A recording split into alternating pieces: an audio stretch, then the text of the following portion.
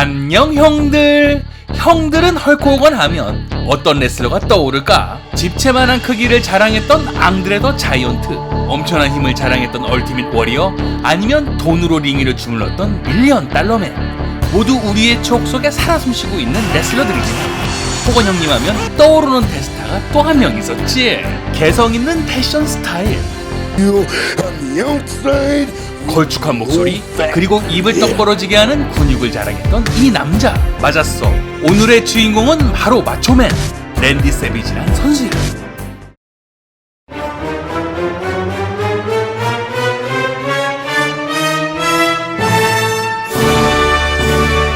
레슬링 역사상 역대급 입장곡이라 말할 수 있는 마초맨의 위풍당당 행진곡. 이 곡이 흘러나오면 그가 선역이든 악역이든 팬들의 마음을 웅장하게 만들 정도였으니 마초맨 형님을 상징하는 대표 입장곡이라 말할 수 있겠어. 공중에 손을 한 바퀴 돌리는 멋진 제스처를 시작으로 탑로프에서 떨어지는 플라잉 엘보우 드랍은 시간이 잠시 멈춘 듯한 느낌을 줄 정도로 엄청난 임팩트를 자랑하였던 마초맨 형님의 대표 기술이었어. 그리고 이 형님이 정말 잘하는 게 하나 더 있었지. 그의 천부적인 제스처와 함께 이색적인 목소리로 만들어지는 그의 프로모는 WWE 역사상 역대급이라고 말할 수 있을 정도로 그 장면 자체로도 팬들은 눈을 뗄 수가 없었어. 헐크 호건과 쌍벽을 이루는 인기를 누비며 악역과 선역을 자유롭게 넘나들었던 이미지의 변신과 함께 우리에게 드라마틱한 강도까지 선사했던 희대의 레슬러로 레슬링 추억 속에 남아있는 마초맨 형님이야. 본명이 랜달 마리오 포포인 마초맨 형님은 1952년 11월 15일 미국 오하이오주 콜럼버스에서 태어났어. 프로 레슬러였던 아버지 안젤로 포포의 집안에서 태어난 한 소년. 어렸을 때부터 유난히 운동에 관심이 많아 야구 선수의 꿈을 키웠고, 대학을 졸업한 후에도 프로야구 마이너리그에서 활약할 정도로 재능을 보였으나 어깨 부상으로 인해 그 꿈을 그만 저버릴 수밖에 없었지.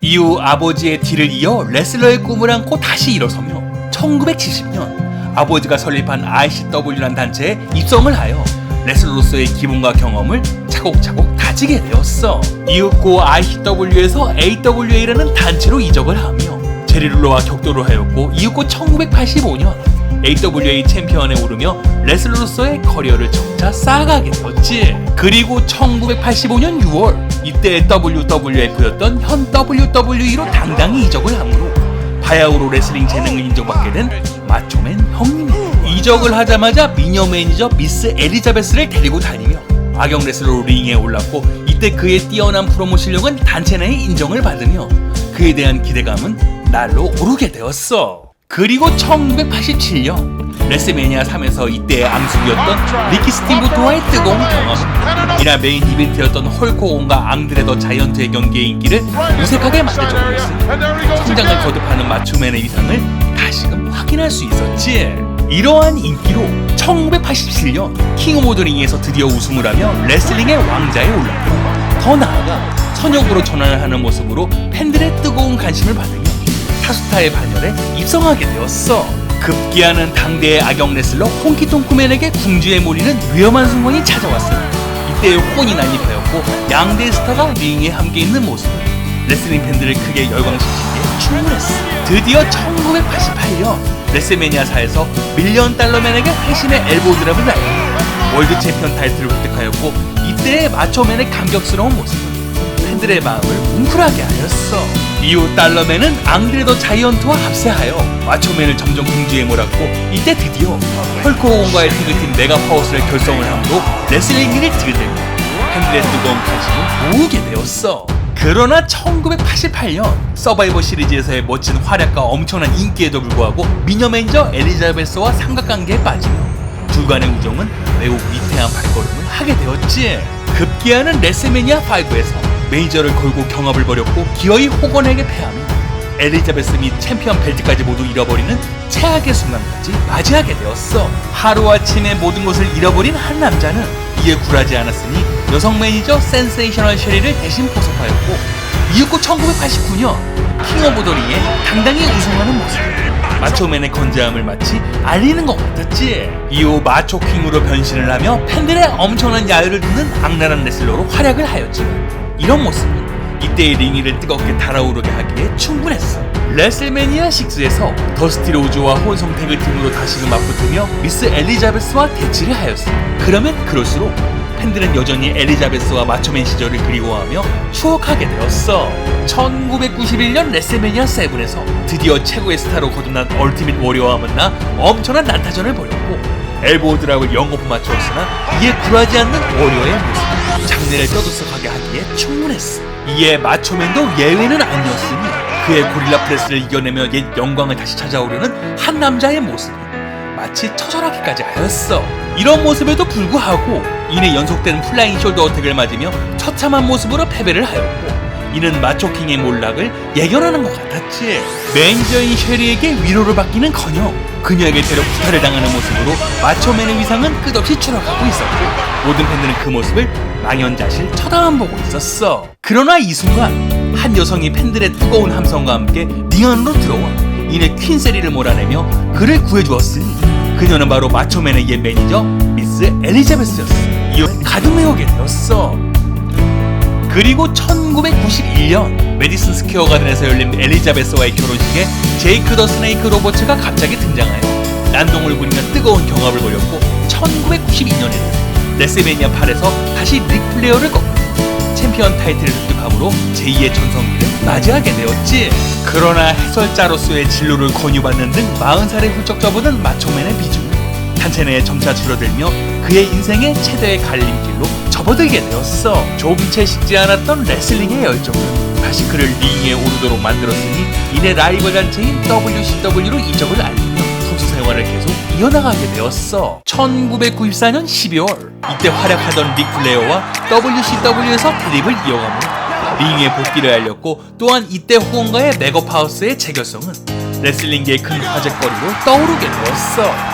1995년 월드워 3에서 헐크 호건의 도움으로 우승을 하며 드디어 WCW 월드 헤비웨이트 챔피언에 다시 오르게 되었지만 그에게 점점 어두운 그림자가 드리우게 되었지. 이내 링 위의 우정을 자랑하던 헐크 호건의 배신으로 레그 드랍을 영업을 맞으며 쓰러져 있던 마초맨의 처참한 모습은 이때의 팬들을 경악시키기에 충분했어. 이후 헐크 호건의 악역 스테이블 NW에 대항을 하며 링의 정의를 위해 싸웠고 1996년 WCW 할로윈 해복에서 호건과 다시 맞붙으며 역사적인 순간을 다시 재현하게 되었지. 1997년에는 NW에 들어가 악랄한 레슬러로 활약을 하였고 이때의 레슬러 DDP와 뜨거운 승부를 벌이며 WCW의 열기를 한층 달아오르게 하였어. 1998년에는 스프링 스탬피드에서 우승을 거머쥐며 통산 3회 WCW 월드 헤비웨이트 챔피언에 오르는 저력을 보여주었고 그리고 1999년 다시 케빈 내시와 스팅을 꺾으며 통산 4회 WCW 월드 헤비웨이트 챔피언에 오르는 기염을 통하며 레슬러로서의 말년을 멋지게 맞이하게 되었어. 그리고 1999년 농구스타 데니스 로드맨을 꺾는 것을 끝으로 WCW의 아쉬운 작별 인사를 하게 되었고 2000년에는 궁지에 몰린 헐크 호건을 도와주기 위해 깜짝 등장하였으니 팬들에게 뜨거운 환호를 받게 된 마초맨 형님이야. 4년 후인 2004년에 TNA에 깜짝 등장하여 차세대 스타 AJ 스타일스와 제프 하디를 구해주는 모습으로 링 위의 열정이 아직 식지 않았음을 보여주게 되었어. 이로써 우리에게 놀라운 레슬링을 보여준 마초맨 형님은 W 컨티넨탈 챔피언 1회, WCW 월드 헤비웨이트 챔피언 4회 등을 석권하는 엄청난 활동으로 우리의 레슬링 추억의 한 편을 멋지게 장식하며 절대 잊혀지지 않을 전설의 레슬러로 영원히 기억되게 되었어.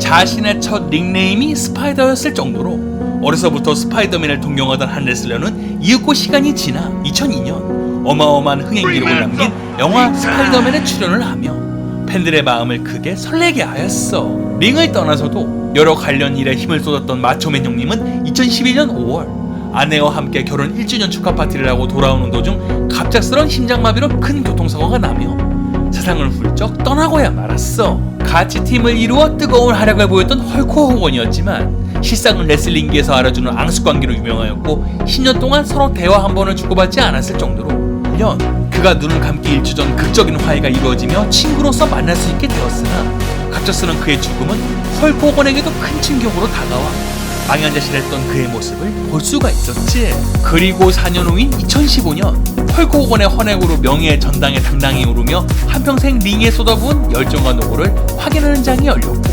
모든 팬들과 동료 레슬러들은 그의 레슬링 업적을 깊이 감사하고 있었어. 1909년은 온통 열광의 도가니에 빠뜨릴 정도로 감격스러운 모습이었고, 이는 곧 WWE의 최고의 명장면으로 꼽히며 레슬링 역사에 빠져서는 안 돼 감동의 순간으로 남게 되었지.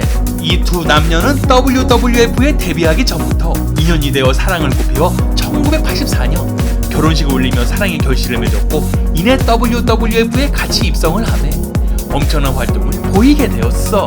엘리자베스는 1992년 레슬매니아 8을 끝으로 그와 이혼을 하며 다른 길을 걸었고, 2003년 43살이라는 아까운 나이에 세상을 떠나며 팬들을 슬프게 하였지만 빼어난 외모로 링 위를 종횡무진했던 그녀의 모습, 마초맨과 더불어 팬들의 추억 속에 오랫동안 기억되게 되었어. 현재 동료들의 재활에 힘쓰고 있는 DDP 형님은 WCW에서 좀제 빛을 보지 못하고 있었으나 이내 마초맨과 벌인 뜨거운 경합으로 피플스 챔피언의 대열에 오르며 데스타로스의 길로 접어들게 되었지. DDP 형님은 그때를 회상하며 그와의 뜨거운 경합은 자신의 커리어에 가장 빛났던 순간이라 말했고, 그가 없었다면 현재 자신도 없었을 거라 말하며 그에게 감사하다는 말을 남기고 있었어. 링 위를 한시라도 떠나서는 살 수가 없었고, 팬들의 함성과 응원은 그에게 있어 살아가는 유일한 원동력이었으니 50세에 가까운 나이에도 링 위에 오르는 열정을 보여주게 되었어. 안타까운 사고로 세상을 떠났지만 그의 독특한 외모와 카리스마는 점차 팬들에게 잊혀지지 않으며 헐크 호건 못지않은 인기를 누렸던 희대의 레슬러로 팬들의 추억 속에 영원히 살아숨쉬게 되었어. 엄청난 모습으로 우리를 링 위로 이끌었던 전설의 레슬러 마초맨 랜디 세비지 형님, 엘보우 드랍을 멋지게 날리며 우리에게 엄청난 추억을 만들어 주었던 그의 뜨거운 레슬링 인생을 우린 절대 잊지 못할 거야. 마초맨 형님에 대한 이야기나 좋아하는 레슬러 있으면 언제든지 댓글 달아주길 바래. 다음에도 형들이 좋아하는 레슬러로 찾아올게. 그럼 다음 시간까지 바이바이.